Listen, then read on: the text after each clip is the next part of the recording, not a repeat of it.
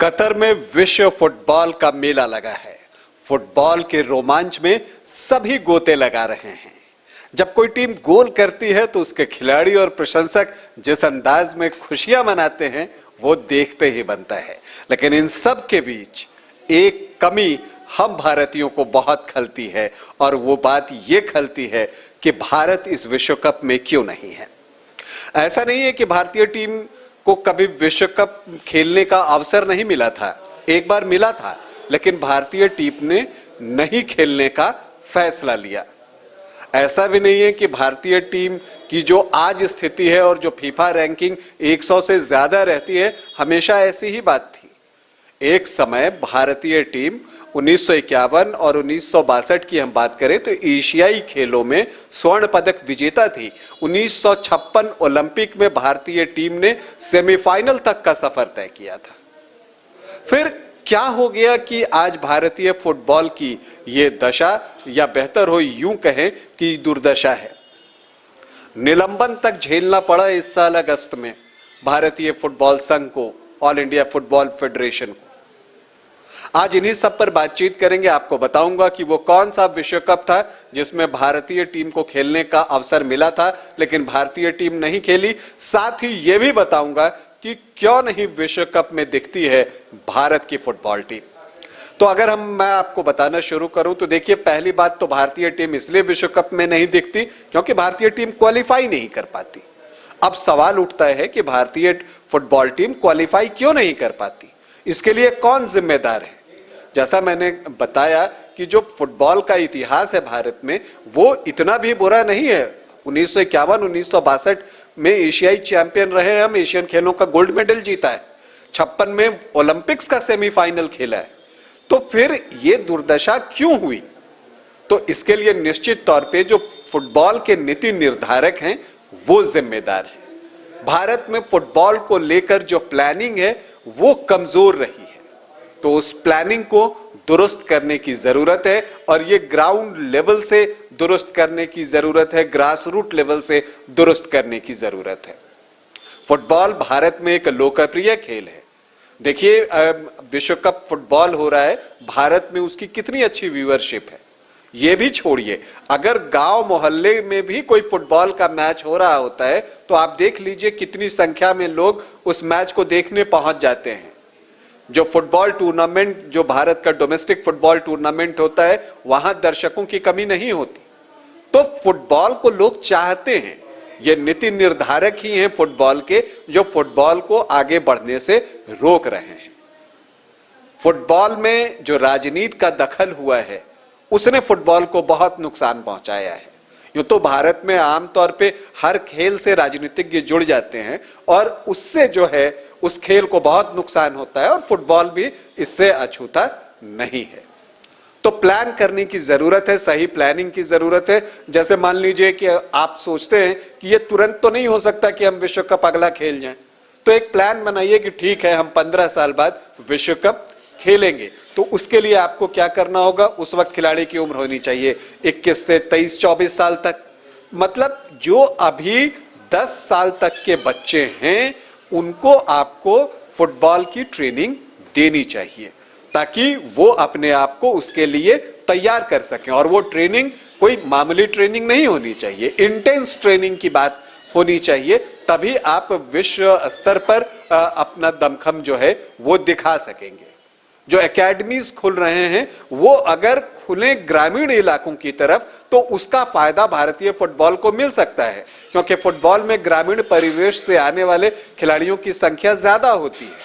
तो वो अगर वहां पर एकेडमीज होंगी तो उसमें जाकर उन्हें ट्रेनिंग लेना आसान होगा। इतने कम उम्र के बच्चे हो सकता है माता पिता को छोड़कर बहुत दूर जाने को तैयार ना हो।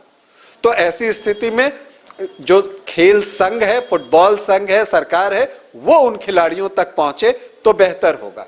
उनकी डाइट कैसी होनी चाहिए? अब ग्रामीण परिवेश में स्थिति, गरीबी एक बड़ी समस्या है। हमने अभी देखा जो झारखंड की फुटबॉलर बेटियां जो कि अंडर 17 फीफा विश्व कप में खेली, उसमें से कई माड़ भात खाकर वहां तक पहुंची हैं। तो आप कैसे उनसे बेहतर प्रदर्शन की उम्मीद कर पाएंगे? क्योंकि फुटबॉल में सिर्फ कौशल की ही जरूरत नहीं है, दमखम की भी जरूरत है और उसके लिए अच्छी डाइट की दरकार होती है। तो उन सारी चीजों की व्यवस्था सरकार और फुटबॉल संघ को करने की जरूरत है। इसके अलावा राजनीति को खेल से बिल्कुल अलग रहना चाहिए। अगर हम बात करें, देखिए एक आईएसएल जो शुरू हुआ था, आपको टूर्नामेंट्स की संख्या बढ़ानी होगी। आईएसएल एक अच्छी पहल थी, लेकिन ये वो रिजल्ट नहीं दे सकी जैसा कि आईपीएल ने दिया। इसकी वजह यह है कि इसमें आप जो विदेश के खिलाड़ी लेकर आते हैं, विदेशी खिलाड़ियों को जो लेकर आते हैं, वो उनमें से ज्यादातर खेल की ढलान पर होते हैं।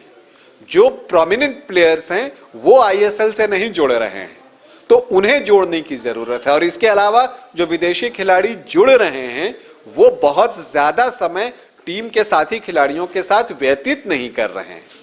तो इन चीजों की व्यवस्था होनी चाहिए, टूर्नामेंट की संख्या बढ़नी चाहिए और इसके अलावा इंटरनेशनल मैचों की संख्या बढ़ानी भी बहुत जरूरी है।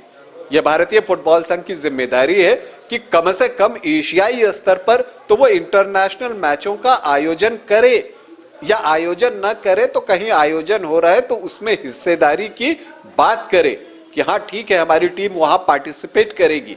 ये बहुत ही जरूरी है, क्योंकि इंटरनेशनल एक्सपोजर जब आपको मिलता है तब जाकर आप फुटबॉल की बारीकियों को सीख पाते हैं, समझ पाते हैं। वो भारतीय फुटबॉलर्स को बहुत कम संख्या में मिलती है। और जब आप इंटरनेशनल एक्सपोजर मिलेगा, इंटरनेशनल मैच ज्यादा खेलेंगे तो आपकी फीफा रैंकिंग भी सुधरेगी, जो अभी 100 से ज्यादा रहती है हमेशा, वो नीचे आएगी। तो फिर आपका कॉन्फिडेंस बढ़ेगा। तो ये सारी चीजें हैं जो कि करने की जरूरत है ताकि हम भारत को विश्व कप फुटबॉल में खेलते हुए देख सकें। अब आपको यह बता दूं कि जैसा मैंने कहा कि भारतीय टीम को एक बार विश्व कप में खेलने का मौका मिला था।